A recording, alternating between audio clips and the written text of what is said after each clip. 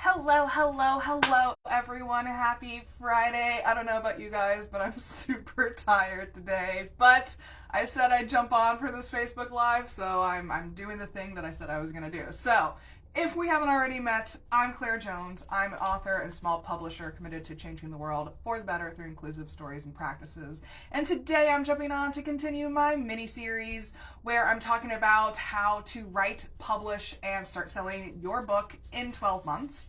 And if you're joining me, please like, share, comment below. Let us know that you're here. And today we're going to talk about conversations with your future self because we kind of need to know where we're going in this process.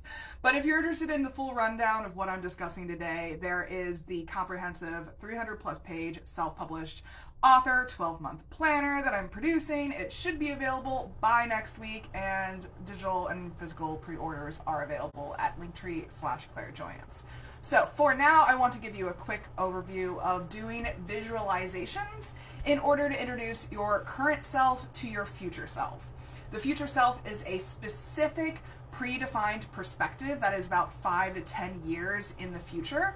And it's not so much about what you will be doing or what you will have, but it's going to be about who you are going to be and what your energy is going to be like.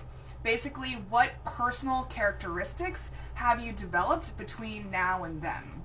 The financial and the professional success is not the goal here, but rather the byproduct of what you have achieved in the realm of personal growth. So your future self is going to give you a precise success template that is custom designed for you. What feels successful for one person may not feel successful for another. And personally, I got really tired of chasing after other people's ideas of what success meant. And what's really the point if once you get there, it's not what you actually want? So there is a reason why we started with the hero's journey and the self-awareness, designing an alliance questions from the last 2 weeks, the last 2 episodes of this series. And they will most likely indicate what success means for you in particular. So now you're going to take that another step further and visualize the future self that has already achieved that version of success that you have envisioned for yourself, this version of success that you seek for yourself. So when you sit down with your future self, when you get an idea in order to get an idea of what this future success looks like for you, you want to ask several questions. One, what has your future self learned that you have yet to learn? Your current self has yet to learn. What is a growth curve that they've surpassed that you have yet to surpass? When you encounter resistance, what advice does your future self have for you? What kind of advice can they impart onto you for your current self, for the self that is going to exist between now and then? Number 3 is, what is the biggest challenge that your future self has for you? What is the biggest test that you need to triumph over in order to get to where they are, to get to that version of success that they've laid out for you? Number 4 is, what is the biggest challenge that they have encountered between who you are now and who you will be then? How did they overcome this challenge? What was the process that they went through? What was the personal growth that they had to go through? What kind of characteristics did they have to develop in order to triumph over that challenge and get to where they are then? Not today, then. Number 5, what does your future self want your present self to know?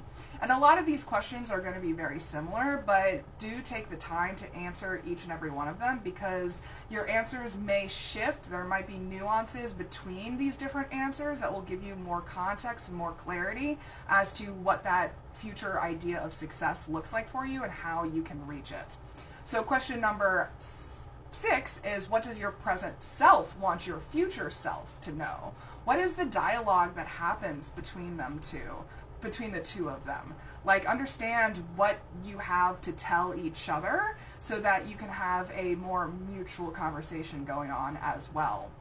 Number 7 is, what hopes and dreams does your future self have for you? What do they see in you? What is the potential that they see? You know, hindsight is 20/20. So what does your future self see that you don't currently see in yourself?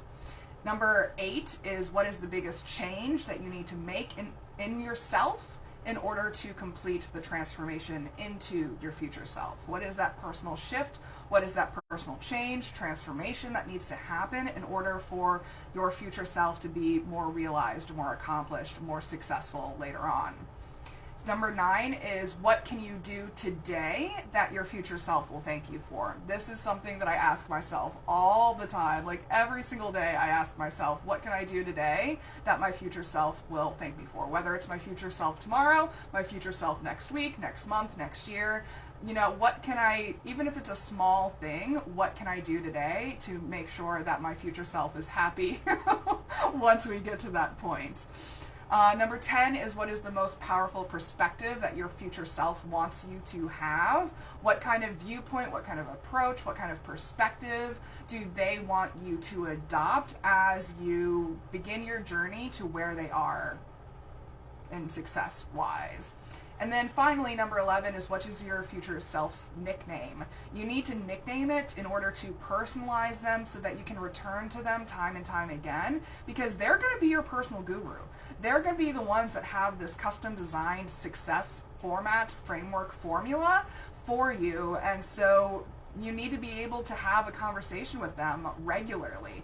Are they part of your internal wisdom circle that you can tap into when you are looking for a direction one way or another, when you are challenged, when you are tested, or when you are given opportunities even?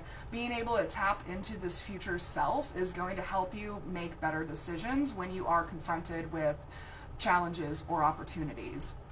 And that's pretty much it for today. It's pretty much just designing not only this alliance with your current self, but this alliance with your future self. Because again, they're going to have that custom designed success template for you to make sure that you are chasing after your own ideas of success and not someone else's. Because we will not be fulfilled if we reach a level of success that we don't own for ourselves. So how can you align yourself with this idea of success that you have for yourself?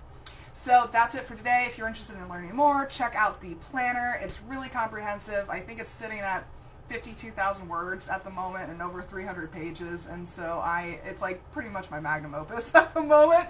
So if you're interested in learning more, check those out. Next time I'll be talking about the Healthy Mind Platter. I know I've been talking about the Healthy Mind Platter for years at this point, but it is so foundational to understanding how you can reliably and consistently tap into, create, and maintain your creative flow. Because our brain science, the brains power everything. They are foundational to our productivity, our creativity, our innovation.